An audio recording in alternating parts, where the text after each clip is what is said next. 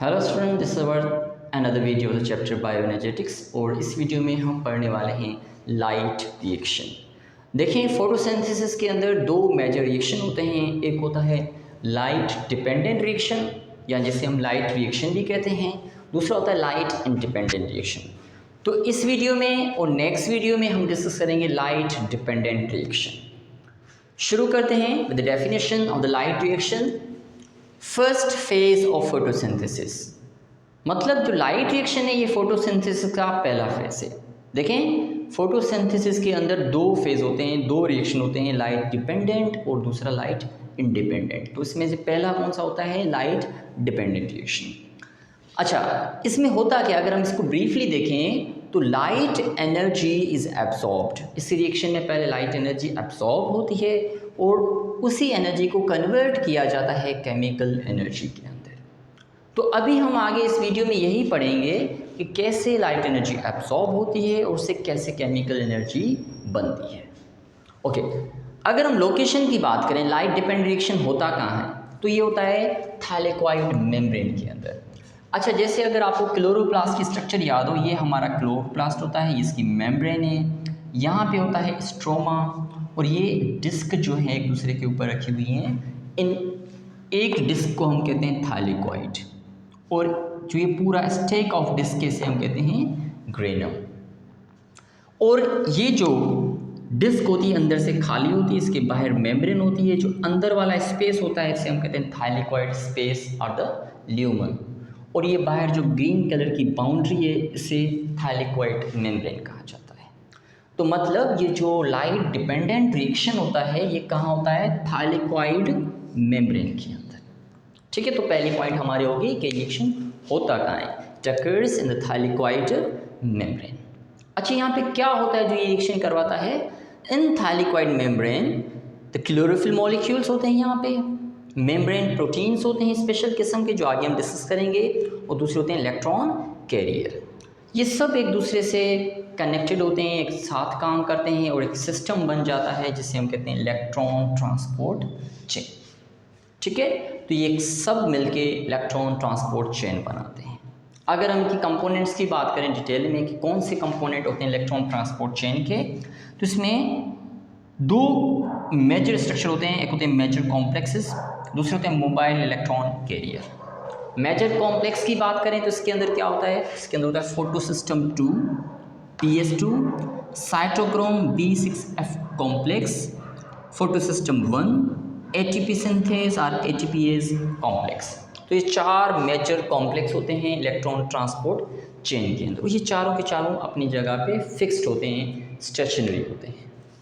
लेकिन इसके साथ कुछ इलेक्ट्रॉन कैरियर होते हैं जो कि मोबाइल होते हैं, मतलब वो मूव करते हैं एक सिस्टम के दूसरे सिस्टम के बीच में, मतलब एक सिस्टम से इलेक्ट्रॉन लेके दूसरे सिस्टम को पहुंचाते हैं। तो इन्हें हम कहते हैं मोबाइल इलेक्ट्रॉन कैरियर। इसमें आता है हमारे पास प्लास्टोक्यूनिन PQ, plastocyanin PC, ferredoxin FT। तो ये सब मिलके इलेक्ट्रॉन ट्रांसपोर्ट चेन बनाते हैं। इसके साथ साथ कुछ और माइनर मोबाइल कैरियर्स भी होते हैं जो हम आगे डिस्कस करेंगे डिटेल में जब हम पढ़ेंगे electron transport chain. Okay, so light dependent reaction को हमने दो पार्ट्स में डिवाइड किया हुआ है। एक है इलेक्ट्रॉन ट्रांसपोर्ट चेन और दूसरा है फोटोफॉस्फोरिलेशन। अगर हम बात करें लाइट डिपेंडेंट रिएक्शन की तो ये शुरू होता है with absorption of light by the antenna complex. अच्छा, आपने पढ़ा होगा कि जो फोटो सिस्टम होता है इसके अंदर दो कंपोनेंट्स होते हैं। एक होता है एंटीना कॉम्प्लेक्स, दूसरा होता है reaction centre. Antenna complex is made up of the peripheral pigments. जो पिगमेंट्स साइड में होते हैं वो मिलके बनाते हैं एंटीना कॉम्प्लेक्स। तो पहले क्या होता है? फोटोन जो लाइट का होता है वो हिट करता है एंटीना कॉम्प्लेक्स के पास, वहाँ पे पिगमेंट्स उस लाइट को एब्सॉर्ब करते हैं और फिर उस एनर्जी को वो ट्रांसफ़र कर देते हैं टू द रिएक्शन सेंटर। तो first process is absorption of light by the antenna complex and then वो एनर्जी चली जाती है रिएक्शन सेंटर के अंदर। अच्छा, रिएक्शन सेंटर के अंदर होता है एक पेयर ऑफ क्लोरोफिल मॉलिक्यूल। जैसे उनको एनर्जी मिलती है तो जो उसके इलेक्ट्रॉन होते हैं वो एक्साइटेड स्टेट में चले जाते हैं, मतलब वो हायर एनर्जी लेवल्स में चले जाते हैं। तो यहाँ पे क्या होता है? 2 इलेक्ट्रॉन्स आर एक्साइटेड, 2 फोटोन आएंगे, 2 इलेक्ट्रॉन एक्साइटेड स्टेट में चले जाएंगे। अच्छा यहाँ पे देखें, अगर इसको डायग्रामेटिकली देखें तो पहले एनर्जी कम थी फोटो सिस्टम की जब फोटोन ने स्ट्राइक नहीं किया था, लेकिन जैसे फोटोन एब्जॉर्ब हुआ उसकी एनर्जी बढ़ गई। अभी हम कहेंगे photo system 2 is in excited state, मतलब उसके जो इलेक्ट्रॉन है वो हाई एनर्जी लेवल्स में है। तो यहाँ पे क्या होगा, दो electrons are excited and the captured by primary electron acceptor. जैसे इसके इलेक्ट्रॉन एक्साइटेड में जाएंगे, वहाँ पे एक प्राइमरी इलेक्ट्रॉन एक्सेप्टर होगा, वो क्या करेगा, क्लोरोफिल ए से इलेक्ट्रॉन को निकाल देगा, और वो जो प्राइमरी इलेक्ट्रॉन एक्सेप्टर है वो है फियोफाइट। तो यहाँ पे क्या होगा, क्लोरोफिल ए से इलेक्ट्रॉन निकल गए। अभी क्लोरोफिल ए हो गया है ऑक्सीडाइज्ड स्टेट के अंदर। यहाँ हम कहेंगे photo system 2 is in oxidised state. तो अभी ये जो इलेक्ट्रॉन की कमी है, डेफिशिएंसी है, इसको कैसे कंपनसेट किया जाता है, इसके लिए हमारे पास एक प्रोसेस है फोटोलाइसिस। इसमें क्या होता है, जो ऑक्सीडाइज्ड फोटो सिस्टम होता है ये 2 इलेक्ट्रॉन लेता है from the water, takes 2 electron from the water by splitting it with the help of oxygen evolving complex or the water splitting complex।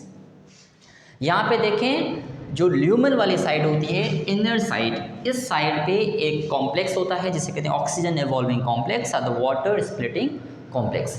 ये क्या करता है, ये पानी को ब्रेक करता है और उससे निकलते हैं इलेक्ट्रॉन, और वो इलेक्ट्रॉन फोटो सिस्टम जो होता है वो कैप्चर कर लेता है। ठीक है, तो ऐसे क्या होता है, फोटो सिस्टम को इलेक्ट्रॉन्स मिल जाते हैं। अगर इस रिएक्शन को हम देखें तो इसके अंदर क्या होता है, 2 वाटर मॉलिक्यूल ब्रेक होते हैं, 4 प्रोटॉन बनते हैं, 4 इलेक्ट्रॉन बनते हैं और एक ऑक्सीजन मॉलिक्यूल बनता है। यहाँ पे जो प्रोटॉन्स बनते हैं वो चले जाते हैं थाइलेकॉइड ल्यूमन के अंदर, और जो इलेक्ट्रॉन्स होते हैं उनको फोटो सिस्टम 2 कैप्चर कर लेता है, और जो ऑक्सीजन होती है वो रिलीज हो जाती है इनटू द एटमॉस्फेयर। ये जो ऑक्सीजन एवॉल्विंग कॉम्प्लेक्स होता है इसके अंदर मैंगनीज और क्लोरीन के एलिमेंट्स होते हैं। ठीक है, तो यहाँ पे क्या हुआ, फोटो सिस्टम ने लाइट एब्जॉर्ब की, उससे वो एक्साइटेड स्टेट में चला गया, उससे इलेक्ट्रॉन निकल गए जिनको एब्जॉर्ब कर लिया प्राइमरी इलेक्ट्रॉन एक्सेप्टर या फियोफाइटिन ने, उसके बाद उसने दोबारा इलेक्ट्रॉन लिए फ्रॉम द वाटर।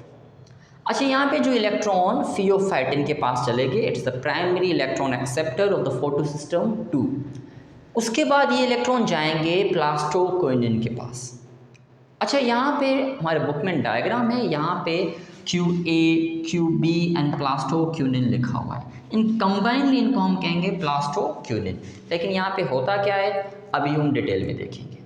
यहाँ पे देखें 2 किस्म के स्पेशल किस्म के क्यूनिन्स हैं, QA एंड QB। इसमें जो QA होता है ये टाइटली बाउंड होता है टू द फोटो सिस्टम 2, मतलब ये मोबाइल नहीं होता, ये फिक्स्ड होता है।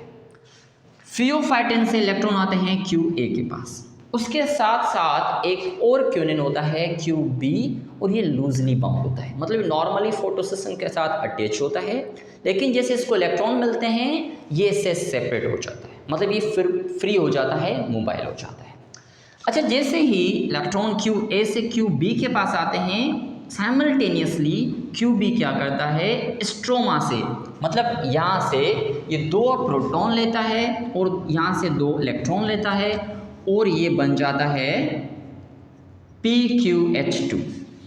ठीक है, यहाँ पे QB क्या करता है, स्ट्रोमा से 2 प्रोटॉन लिए और QA से 2 इलेक्ट्रॉन लिए और बन गया PQH2। इसके बाद ये आगे ट्रेवल करता है। अच्छा, यहाँ पे हमारे टेक्स्ट में लिखा हुआ है प्लास्टोक्विनिन पूल, इसका मतलब है कलेक्शन ऑफ प्लास्टोक्विनिन। अच्छा, अभी QB जो होगा ये आगे इलेक्ट्रॉन देगा साइटोक्रोम BF कॉम्प्लेक्स को। साइटोक्रोम BF कॉम्प्लेक्स एक डिफरेंट किस्म के प्रोटीन का कलेक्शन होता है, इसके अंदर cytochrome B, iron sulphur protein और साइटोक्रोम F होता है। ठीक है, तो अभी QB क्या करेगा, या PQH2 अपने इलेक्ट्रॉन साइटोक्रोम BF कॉम्प्लेक्स को देगा, और जैसे इलेक्ट्रॉन ये आगे देगा तो इसके जो प्रोटॉन थे वो वापस रिलीज हो जाएंगे, वो सेपरेट हो जाएंगे, और वो अभी कहाँ आएंगे, ल्यूमन के अंदर। तो यहाँ पे एक हुआ क्या, देखिए QB ने बाहर से प्रोटॉन लिए और उसको ट्रांसफर कर दिए ल्यूमन के अंदर। ठीक है, और अभी ये इलेक्ट्रॉन चले गए हैं साइटोक्रोम BF कॉम्प्लेक्स के पास, और साइटोक्रोम BF कॉम्प्लेक्स क्या करता है, इन इलेक्ट्रॉन की एनर्जी को इस्तेमाल करके ADP को कन्वर्ट करता है ATP के अंदर। मतलब यहाँ पे साइटोक्रोम BF कॉम्प्लेक्स ATP बनाएगा और इलेक्ट्रॉन की एनर्जी हो जाएगी कम। तो जैसे ये electron down the electron transport chain travel करता है, उसकी एनर्जी कम होती जाती है। अच्छा, उसके बाद क्या होगा, जो इलेक्ट्रॉन होंगे साइटोक्रोम से आ जाएंगे प्लास्टोसाइनिन के पास। Plastocyanin act as the electron donor for the photosystem 1, क्योंकि ये इलेक्ट्रॉन देता है फोटोसिस्टम 1 को। उसके साथ फोटोसिस्टम 1 क्या करेगा, अभी सन से फोटोन को एब्सॉर्ब करेगा, और जैसे ये सन से फोटोन को एब्सॉर्ब करेगा मतलब एनर्जी एब्सॉर्ब करेगा, तो इसके जो इलेक्ट्रॉन होंगे वो एक्साइटेड स्टेट में चले जाएंगे। इसका मतलब अभी फोटोसिस्टम 1 क्या हो गया है, एक्साइटेड स्टेट में आ गया है। उसके इलेक्ट्रॉन जो है वो हायर एनर्जी लेवल्स में आ गए हैं। अभी यहाँ पे क्या होगा, यहाँ पे देखें जो फोटोसिस्टम 1 के इलेक्ट्रॉन होंगे वो अभी जाएंगे प्राइमरी इलेक्ट्रॉन एक्सेप्टर के पास। देखिए हमारे बुक में जो यहाँ पे प्राइमरी इलेक्ट्रॉन एक्सेप्टर है वो लिखा हुआ है आयरन सल्फर प्रोटीन, लेकिन एक्चुअल में क्या है, यहाँ पे जो इलेक्ट्रॉन होते हैं फोटोसिस्टम 1 से वो आते हैं A0 के पास। A0 क्या होता है, एक मॉडिफाइड क्लोरोफिल A का मॉलिक्यूल होता है जो कि एक्ट करता है as a primary electron acceptor for the photosystem 1। उसके बाद वो इलेक्ट्रॉन आते हैं A1 के पास जो कि है फाइलोक्यूनिन। उसके बाद वो इलेक्ट्रॉन आते हैं आयरन सल्फर प्रोटीन के पास।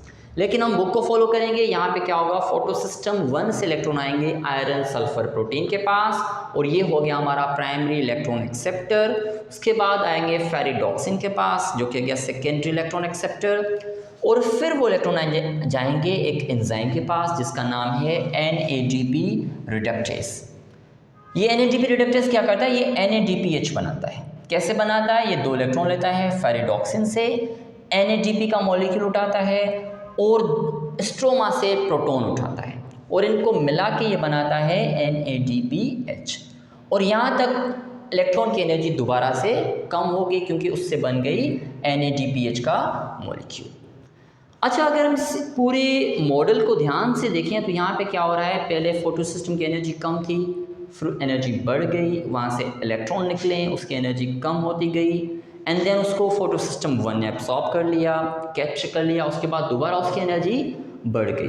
तो यहाँ पे एक जेड शेप स्ट्रक्चर बन रहा है। तो इस मॉडल को हम कहते हैं जेड स्कीम। जेड स्कीम क्या है, पाथवे ऑफ इलेक्ट्रॉन फ्लो।